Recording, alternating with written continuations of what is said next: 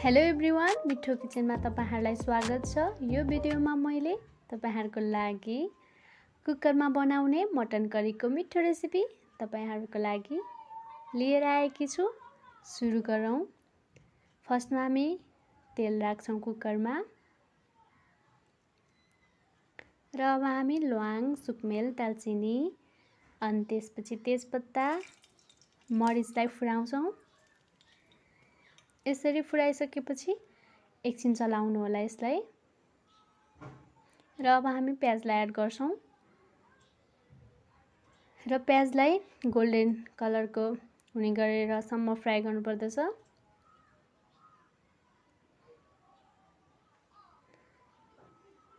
र अब हाम्रो प्याज गोल्डन कलरको भइसकेको छ। अब यसमा हामी मटनलाई एड गर्छौं।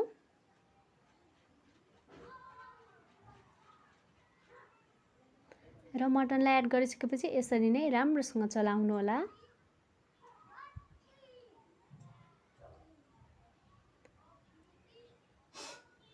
कुकरमा बनाउन चाहिँ अलिकति चलाउनको लागि गाह्रो हुन्छ है। र यसरी चलाउँदै पकाउनु होला एकछिनसम्म। अब हामी यसलाई एकछिन 2 मिनेट लो फ्लेममा छोपेर पकाउँछौं। र 2 मिनेट भइसकेको छ।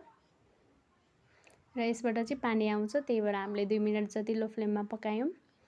र यसको पानी नसुकिन्जेलसम्म यसलाई छोपेर पकाउने, चलाउँदै पकाउनु पर्छ। र हाम्रो पानी सुकिसकेको छ। अब यसमा हामी बेसारलाई एड गर्छौं।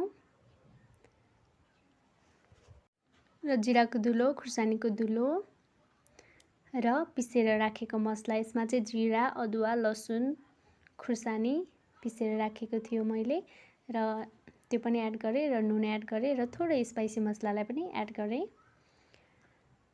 र यसरी सबै थोक एड गरिसकेपछि मजाले चलाउँदै पकाउनु होला।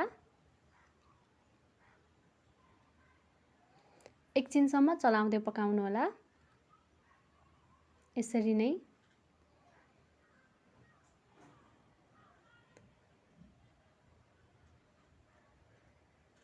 अब फेरि पनि यसलाई हामी 2 मिनेट जति लो फ्लेममा छोपेर पकाउँछौं, किनभने मसलालाई पाक्न थोरै टाइम लाग्छ। मसलालाई पाक्नको लागि 2 मिनेट छोपेर पकाएँ।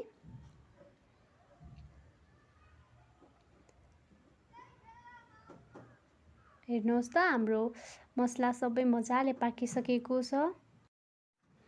र अब हामी यसमा गोलभेडालाई एड गर्छौं। हजुरहरूले गोलभेडा स्किप गर्न पनि सक्नुहुन्छ। र गोलभेडासँगै मैले थोरै हरियो धनियालाई पनि एड गरेँ। र एड गरिसकेपछि यसरी राम्रोसँग चलाउनु पर्दछ।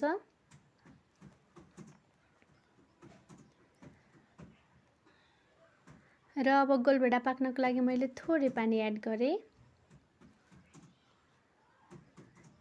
पानी एड गरिसकेपछि फेरि पनि यसरी नै चलाउनु होला। र यसरी चलाइसकेपछि फेरि पनि हामी 2 मिनेट जति गोलभेडालाई पाक्नको लागि लो फ्लेममा छोपेर पकाउँछौं। र अब हाम्रो 2 मिनेट भइसकेको छ। हाम्रो गोलभेडा पनि मजाले पाकिसकेको छ।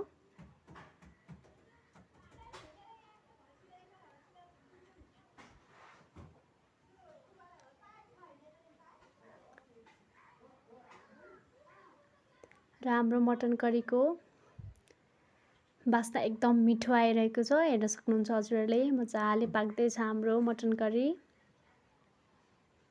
अब यसमा हामी पानीलाई एड गर्छौं। हजुरहरूले क्वान्टिटी अनुसार पानी एड गर्न सक्नुहुन्छ। मैले चाहिँ यसमा 3 ग्लास पानी एड गरेँ। र पानी एड गरिसकेपछि यसरी राम्रोसँग चलाउनु होला। र एकचोटि नुन लागेको छ कि छैन पनि चाख्नु होला। र नुन लागेको छैन भने एड गर्नु होला। र मैले नुन अघि थोरै हालेकी थिएँ र नुन एड गरेँ फेरि पनि। र नुन एड गरिसकेपछि नै यसरी राम्रोसँग मजाले चलाउनु होला। र अब हामी यसलाई छोपेर एक सिटी लगाएर पकाउँछौँ। धेरै सिटी लगाउँदा नि फेरि धेरै पाकेर मिठो हुँदैन, त्यही भएर हजुरहरूले पनि एक सिटी मात्र लगाएर पकाउनु होला। हेर्नुहोस् त हाम्रो सिटी लागिसकेको छ र मैले यसलाई भाँडामा खनाएर यसरी माथिबाट धनियाँलाई एड गरेँ। यसरी धनियाँलाई एड गर्दा एकदम मिठो बास्ना र मिठो हुन्छ। र हाम्रो कुकरमा बनाउने मटन करीको रेसिपी तयार भइसकेको छ। यो रेसिपी तपाईहरु पनि अवश्य ट्राई गर्नुहोला र रेसिपी कस्तो लाग्यो कमेन्ट बक्समा कमेन्ट गर्नुहोला। यस्तै मिठो मिठो रेसिपी लिएर आउने नै छु। मिठो किचनलाई सब्स्क्राइब गरी माया र सपोर्ट गर्नुहोला। Thank you for watching. Bye by.